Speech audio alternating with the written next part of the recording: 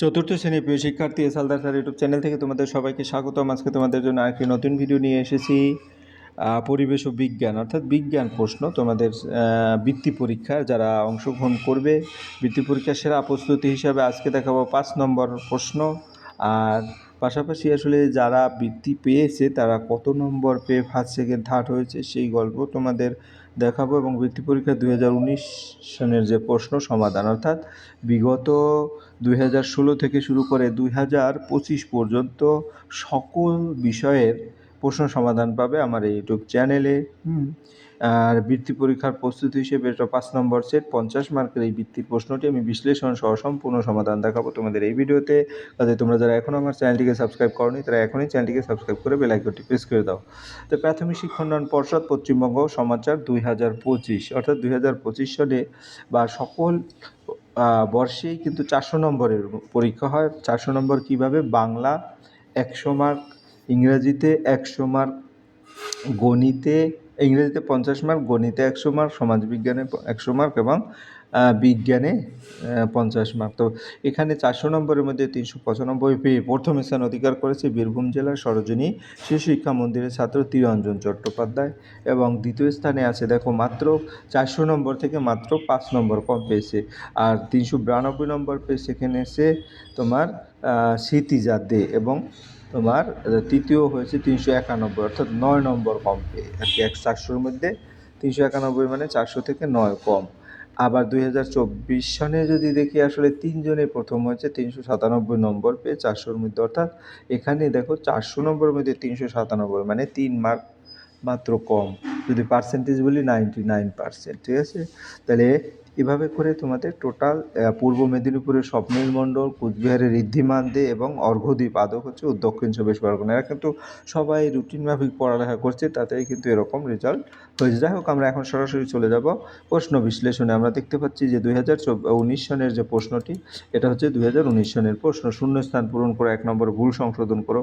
প্রায় গতানুগতিক প্রতি বছরেই একটু 19-20 করে একই রকম প্রায় প্রশ্ন থাকে। যে কোনো 4টি প্রশ্নের উত্তর দাও। এটা তোমার 3 মার্কের প্রশ্ন, আর এটা 4 মার্কের প্রশ্ন, পরবর্তীতে 5 মার্কের প্রশ্ন। যাক, আমি এক এক করে একটু বড় করে দেখিয়ে দিচ্ছি। 1 নম্বরে টোটাল 60টি প্রশ্ন আছে, 2 নম্বরে, 3 নম্বরে, 4 নম্বর, 5, এভাবে সমস্ত দেখিয়ে দিলাম। এবারে ফুললি প্রশ্ন যদি এক নজরে দেখি, এখানে তোমাদের ফুললি প্রশ্নটা দিয়ে দিলাম, ঠিক আছে। যাক, সরাসরি এখন উত্তরে যাব। প্রথম যে প্রশ্ন, শূন্যস্থান পূরণ করো যে কোনো 6টি, এখান থেকে 6টি প্রশ্নের উত্তর দিতে হবে। তাহলে আমাদের প্রথম ভুল সংশোধন, ব্যাঙেদের খাবার হলো, যেটা আমরা এক এক করে দেখেছি। 3 নম্বরের প্রশ্ন, 4 নম্বরে একটু বড় করে দেখাচ্ছি, এবং এটা 5 নম্বরের প্রশ্ন।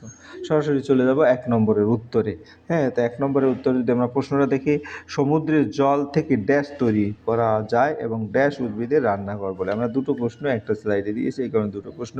সমুদ্রের জল থেকে লবণ তৈরি করা যায়, কারণ ব্যাখ্যা যদি বলি, সমুদ্রের জলে শুকিয়ে বাষ্পীভবন প্রক্রিয়ার জল উড়ে যায় আর লবণ থেকে যায়। এরপরের প্রশ্ন বলছে ড্যাশ উদ্ভিদের রান্নাঘর বলে। পাতায় সূর্যালোক, জল এবং কার্বন ডাইঅক্সাইড ব্যবহার করে খাদ্য তৈরি হয়, প্রকাশ সংশ্লেষণ যেটা, তাই একে রান্নাঘর বলা হয়। এরপর পরের প্রশ্ন যদি বলি, গ এবং ঘ, পাহাড়ের চূড়ায় ড্যাশ কম থাকে এবং নিঃশ্বাস ছাড়ার সময় শরীর থেকে ড্যাশ গ্যাস বেরিয়ে যায়। আমরা উত্তর এক এক করে যদি দেখি, পাহাড়ের চূড়ায় মূলত ড্যাশ, হ্যাঁ কী বলছে, ড্যাশ কম থাকে, বাতাস, দ্যাট মিনস সেখানে অক্সিজেন কম থাকে। আমরা এক কথায় বলতে পারি বাতাসের পরিবর্তে অক্সিজেন দিলে ভালো। উচ্চতায় বায়ুর চাপ কম থাকে, তাই পাহাড়ের চূড়ায় বাতাসও কম ঘন হয়। এরপরে নিঃশ্বাস ছাড়ার সময় শরীর থেকে ড্যাশ গ্যাস বেরিয়ে যায়, কার্বন ডাইঅক্সাইড গ্যাস। আমরা অক্সিজেন গ্রহণ করি এবং শরীরে খাদ্য ভাঙার ফলে কার্বন ডাইঅক্সাইড তৈরি হয়ে নিঃশেষে বেরিয়ে যায়। পরের প্রশ্ন হচ্ছে তোমার বাতাসে ড্যাশ গ্যাস সবচেয়ে বেশি পরিমাণে আছে এবং পেরেক লোহার তৈরি একটি ড্যাশ। তাহলে আমরা উত্তর যদি দিই কী বলবো, বাতাসে ড্যাশ গ্যাস, নাইট্রোজেন গ্যাস সবচেয়ে বেশি পরিমাণে আছে। বায়ুমণ্ডলের 78% নাইট্রোজেন থাকে, যা সবচেয়ে বেশি। এরপরের প্রশ্ন, পেরেক লোহার তৈরি একটি ড্যাশ বস্তু। পেরেক একটি কঠিন পদার্থ যা লোহা দিয়ে তৈরি। পরের প্রশ্ন, সময় পরিমাপের একক হলো ড্যাশ সেকেন্ড। সময়, হ্যাঁ, মাপার মূল এসআই একক হচ্ছে সেকেন্ড। পরের প্রশ্ন আমরা চলে যাব 2 নম্বরের প্রশ্ন, ভুল সংশোধন করো যে কোনো 5টি। ব্যাঙেদের খাবার হলো লতাপাতা এবং যেসব প্রাণীকে খালি চোখে দেখা যায় না তাদের দূরবীন দিয়ে দেখা যায়। আমরা উত্তরটা দেখে নেই। ব্যাঙেদের খাবার হলো লতাপাতা ঠিক নয়, পোকামাকড়। ব্যাঙ মাংসাশী প্রাণী, তারা পোকামাকড় খায়। এরপর পরের প্রশ্ন, যেসব প্রাণীকে খালি চোখে দেখা যায় না তাদের দূরবীন দিয়ে দেখা যায়, যেসব প্রাণীকে খালি চোখে দেখা যায় না তাদের অনুবীক্ষণ যন্ত্র, দ্যাট মিনস মাইক্রোস্কোপ দিয়ে দেখা যায়। হ্যাঁ, তাহলে খুব ছোট জীব দেখতে মাইক্রোস্কোপ লাগে, অর্থাৎ আমাদের মাইক্রোস্কোপ সঠিকভাবে লিখবে। সাঁতার কাটার জন্য হাঁসের পায়ের আঙুলের আলাদা থাকে এবং শীতকালে বাতাস জলীয় বাষ্পের পরিমাণ বেশি থাকে। আমরা উত্তরটা যদি দেই, দেখো সাঁতার কাটার জন্য হাঁসের পায়ের তোমার আঙুলগুলো জোড়া ঝিল্লিযুক্ত থাকে, ঝিল্লিযুক্ত পা পানি তো এবার জলে ঠেলতে সাহায্য করে। আর পরেরটা বলছে শীতকালে বাতাসে জলীয় বাষ্পের পরিমাণ কম থাকে, বেশি না। ঠান্ডা বাতাসে জলীয় বাষ্প কম থাকে, তাই শুষ্ক লাগে। এরপর পরের প্রশ্ন হচ্ছে কি, পরের প্রশ্ন তোমার গিয়ে হলো গির অরণ্য পশ্চিমবঙ্গে অবস্থিত, সব কাজে একই পরিমাণ শক্তির প্রয়োজন হয়। আমরা যদি দেখি গির অরণ্য মূলত গুজরাটে অবস্থিত। গির অরণ্য ভারতের গুজরাট রাজ্যে এবং এটি সিংহের জন্য বিখ্যাত। সব কাজে একই পরিমাণ শক্তির প্রয়োজন, সঠিক হবে সব কাজে ভিন্ন ভিন্ন পরিমাণ শক্তির প্রয়োজন, যেমন কাজের ধরন অনুযায়ী হ্যাঁ শক্তির প্রয়োজন কম বা বেশি হয়। ঠিক আছে, এরপর পরের প্রশ্ন যদি আমরা দেখি, তারপরের প্রশ্ন কী হবে, 3 নম্বর খেলাধুলা।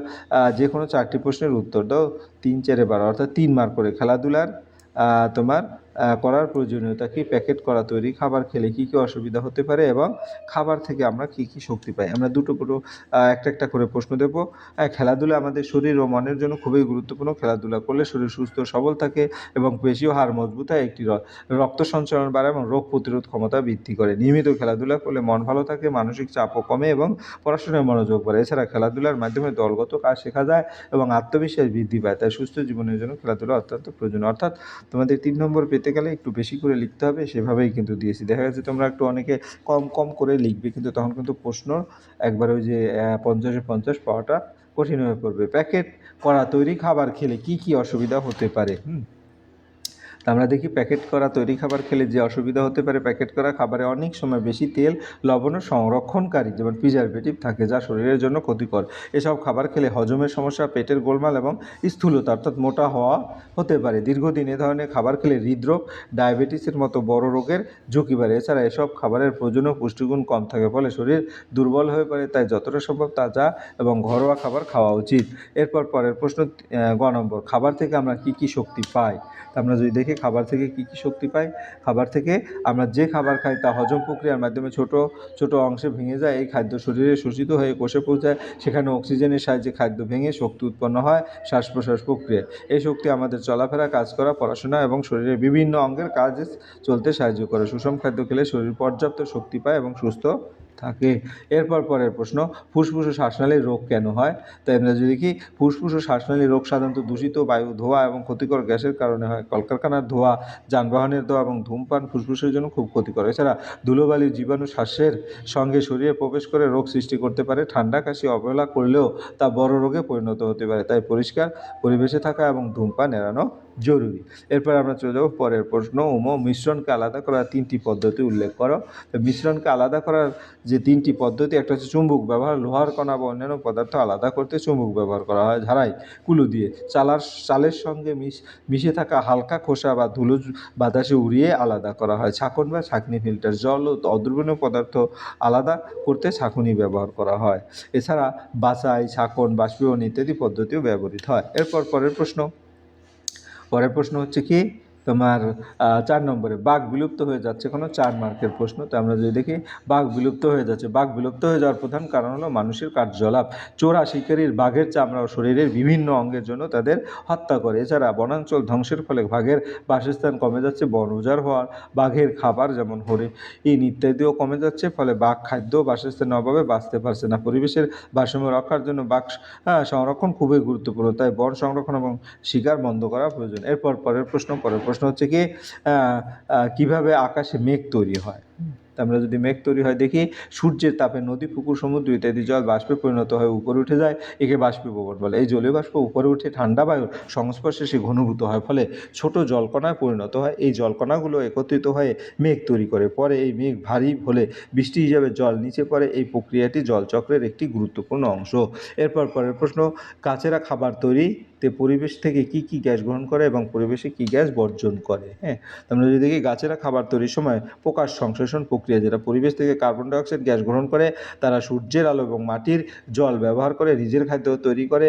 এই প্রক্রিয়ায় গাছ অক্সিজেন গ্যাস উৎপন্ন করে এবং পরিবেশ ত্যাগ করে। এই অক্সিজেন মানুষ ও অন্যান্য প্রাণী বেঁচে থাকার জন্য অত্যন্ত গুরুত্বপূর্ণ, তাই গাছ পরিবেশের ভারসাম্য রক্ষা করে। এরপর পরের প্রশ্ন হচ্ছে কি, সুষম আহারের মধ্যে যে 4 ধরনের খাবার থাকে তাদের প্রত্যেকের একটি করে উদাহরণ দাও।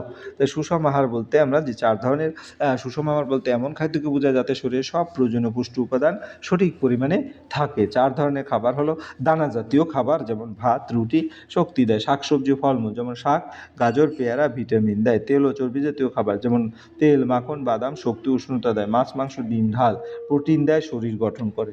এরপর এই ধরনের খাবার একসাথে থাকলে তাকে সুষম খাবার বলা হয়। এরপর পরের প্রশ্ন, হাওয়া মিশ্র পদার্থ কেন? হাওয়া একটি মিশ্র পদার্থ, কারণ এতে একাধিক উপাদান মিশে থাকে। হাওয়ার প্রধান উপাদান হলো নাইট্রোজেন, অক্সিজেন। এছাড়া এতে কার্বন ডাইঅক্সাইড, জলীয় বাষ্প, ধূলিকণাও থাকে। এইসব গ্যাস ও কণাগুলো একসাথে মিশে হাওয়া তৈরি করে। প্রতিটি উপাদানের নিজস্ব বৈশিষ্ট্য বজায় থাকে, তাই হাওয়াকে মিশ্র পদার্থ বলা হয়। এরপর পরের প্রশ্ন, আমরা 5 নম্বরের প্রশ্ন দেখব। নিচের 3টি প্রশ্নের উত্তর দাও। আমরা কত রকমের পদার্থ দেখতে পাই, নাম উল্লেখ করে প্রত্যেকের একটি করে উদাহরণ দাও। হ্যাঁ, তাহলে আমরা সাধারণত পদার্থকে 3 ভাগে ভাগ করি। রকমের পদার্থ: কঠিন, তরল এবং গ্যাসীয়। কঠিন পদার্থ যার নির্দিষ্ট আকার ও আয়তন থাকে, উদাহরণ লোহা, পাথর এবং কাঠ। এবং তরল পদার্থ যাদের নির্দিষ্ট আয়তন আছে কিন্তু নির্দিষ্ট আকার নেই, পাত্রের আকার ধারণ করে, উদাহরণ জল, দুধ, তেল। এরপর পরের প্রশ্ন, গ্যাসীয় পদার্থ যাদের নির্দিষ্ট আকার ও আয়তন কোনোটিই নেই, সহজে ছড়িয়ে পড়ে, উদাহরণ অক্সিজেন, নাইট্রোজেন এবং কার্বন ডাইঅক্সাইড।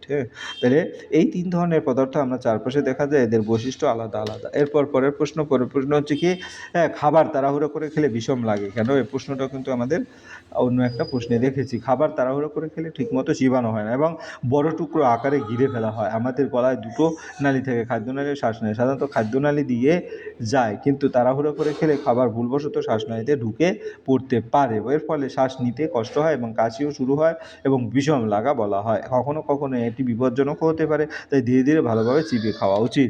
এরপর পরের প্রশ্ন, শীতকালে ভিজা জামাকাপড় তাড়াতাড়ি শুকায় কিন্তু বর্ষাকালে দেরি হয় কেন? আমরা যদি বলি, এখানে কাপড় শুকানোর প্রধান কারণ হলো বাষ্পীভবন, এভাপোরেশন। শীতকালে বাতাস জলীয় বাষ্পের পরিমাণ কম থাকে এবং বাতাসে তুলনামূলকভাবে শুষ্ক থাকে, ফলে ভেজা কাপড় থেকে জল দ্রুত বাষ্প হয়ে উড়ে যায়, তাই কাপড় তাড়াতাড়ি শুকায়। অন্যদিকে বর্ষাকালে বাতাসে জলীয় বাষ্পের পরিমাণ বেশি থাকে, আর্দ্রতা বেশি, তখন বাতাসে আর বেশি জলীয় বাষ্প গ্রহণের ক্ষমতা থাকে, ফলে কাপড়ের জল সহজে বাষ্পীভূত হতে পারে না এবং শুকাতে বেশি সময় লাগে। তাই শীতকালে কাপড় দ্রুত শুকায় কিন্তু বর্ষায় দেরি হয়।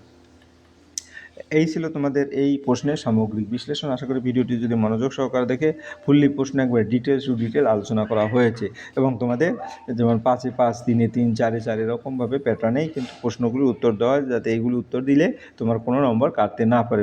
পরিশেষে বলবো, ভিডিওটি দেখার জন্য অসংখ্য ধন্যবাদ। ভিডিও ভালো লাগলে লাইক, কমেন্ট, শেয়ার করতে ভুলবে না। আজ এই পর্যন্তই। ধন্যবাদ সবাইকে।